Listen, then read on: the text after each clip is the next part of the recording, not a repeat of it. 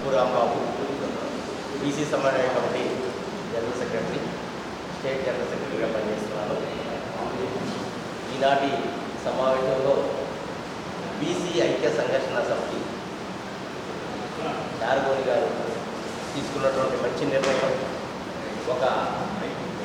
ఒక్కళ్ళ దగ్గరే అధికారం ఉండకూడదని నాతోనే ఈ యొక్క సంస్కరణ ప్రారంభించాలని చెప్పేసి చూసిగా నిన్నటి వరకు ఉన్నటువంటి అయ్యన్న గారిని జాతీయ అధ్యక్షుడిగా చేసి నేడు మన గురుస్వామి యాదవ్ గారిని స్టేట్ ప్రెసిడెంట్గా చేయడం హర్షించదగినటువంటి విషయం. బీసీలందరినీ ఐక్యం చేసుకుంటూ ఇంతకుముందు మా గురువు గారు చెప్పినట్టుగా అగడాల పూర్ణచంద్రరావు గారు అనైక్యత రాగం మన బీసీలో ఉంది. కానీ ఇది ఐక్యంగా ఎలా తీసుకెళ్లాలో కార్యాచరణ మేము ప్రారంభించి 2029 ఏదైతే ఉంటుందో రానున్న ఎన్నికల్లో తప్పకుండా బీసీ వాణి బాణి ఈ రాష్ట్రంలో వినిపిస్తూ ఆ యొక్క ఏదైతే ఉందో గద్దెనెక్కేటువంటి విషయంలో మా బీసీని కూడా ముఖ్యమంత్రి చేయాలని ఎంతో ఉపరాటంతో మేమందరం కంకణబద్ధమై పనిచేస్తామని తెలియజేస్తూ బీసీ సంఘాలన్నింటినీ కూడా ఐక్యం చేస్తూ రేపు 25-26 తారీఖుల్లో రాష్ట్రంలో మేము ఒక 300 మందితో మీటింగ్ పెట్టబోతున్నాం త్వరలో.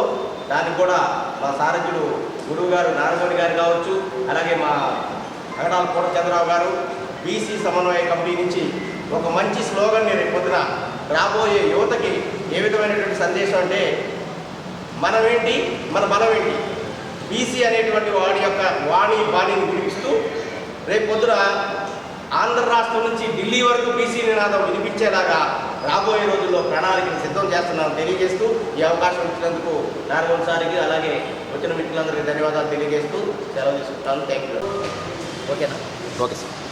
ఈరోజు బీసీ ఐక్య సంఘర్షణ సమితి ఆంధ్రప్రదేశ్ శాఖ ఆధ్వర్యంలో మరి నూతన కార్యవర్గాన్ని పునర్వ్యవస్థీకరించడంలో భాగంగా నూతన కార్యవర్గాన్ని ప్రకటించడం జరిగింది.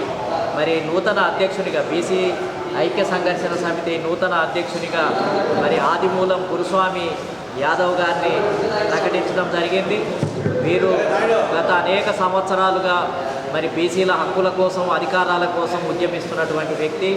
వీరు భవిష్యత్తులో అనేక జిల్లాల్లో పర్యటించి జిల్లా కార్యవర్గాలను రాష్ట్ర కార్యవర్గాన్ని కూడా ఏర్పాటు చేయటం జరుగుతుంది.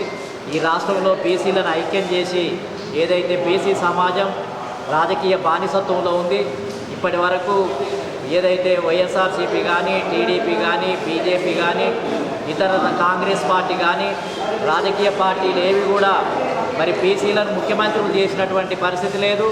బీసీల జనాభా ప్రకారం ఎమ్మెల్యే ఎంపీ టికెట్లు కూడా ఇవ్వటం లేదు, మంత్రి పదవులు కూడా ఇవ్వటం లేదు. ఆంధ్రప్రదేశ్ రాష్ట్రంలో బీసీలు పెద్ద మొత్తంలో విస్తారంగా ఉన్నటువంటి పరిస్థితి ఉంది. కాబట్టి ఈ కుటుంబ పరిపాలన, ఒకే కులం యొక్క పరిపాలన ఈ రాష్ట్రంలో కొనసాగుతుంది. ప్రజాస్వామ్యము అని అంటే అన్ని కులాలకు అన్ని వర్గాలకు సమన్యాయం కలగజేసినప్పుడే అది ప్రజాస్వామ్యం అవుతుంది. కాబట్టి మేము ఇవాళ బీసీ ఐక్య సంఘర్షణ సమితి తరఫున సమానత్వం కోసమే పోరాటం చేస్తున్నాం.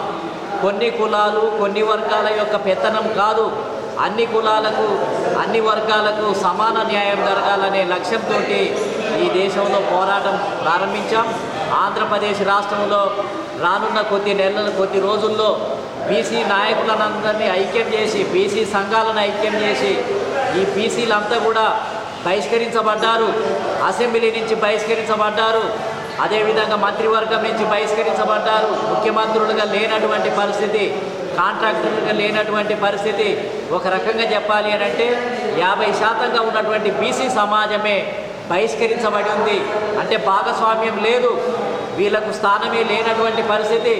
కేవలం బతకటానికి, ఓట్లు వేయటానికి, జెండాలు మోయటానికే ఈ రాజకీయ పార్టీలన్నీ కూడా ఉపయోగించుకుంటున్నారు.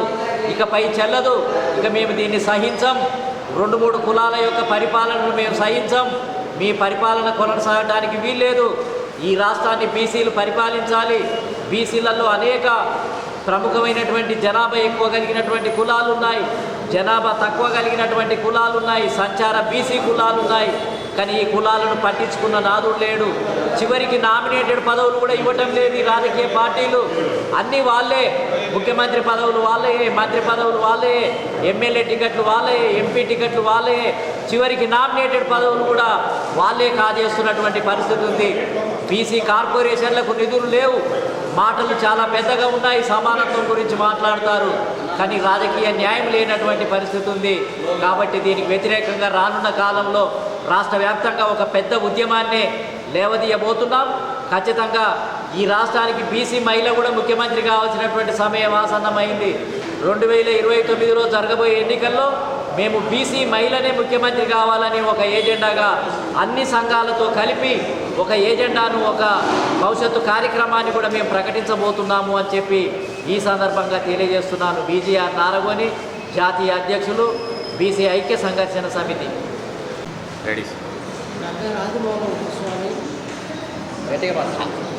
ఆదిమూలం స్వామి యాదవ్. మరి నాకు స్టేట్ అధ్యక్షుడిగా నాకు పదవి ఇచ్చినందుకు అందరికీ శుభాకాంక్షలు చెప్తున్నాను. అన్ని బీసీ కులాలను, ఎస్టీలని, బీసీలని, మైనార్టీలని అన్ని కులాలను కలుపుకొని ముందుకు వెళ్తానని చెప్పి సార్ గారు నలుగురు సార్ గారితో మాట్లాడి నేను నిర్ణయం తీసుకుంటానని రాజకీయ మార్పు కోసం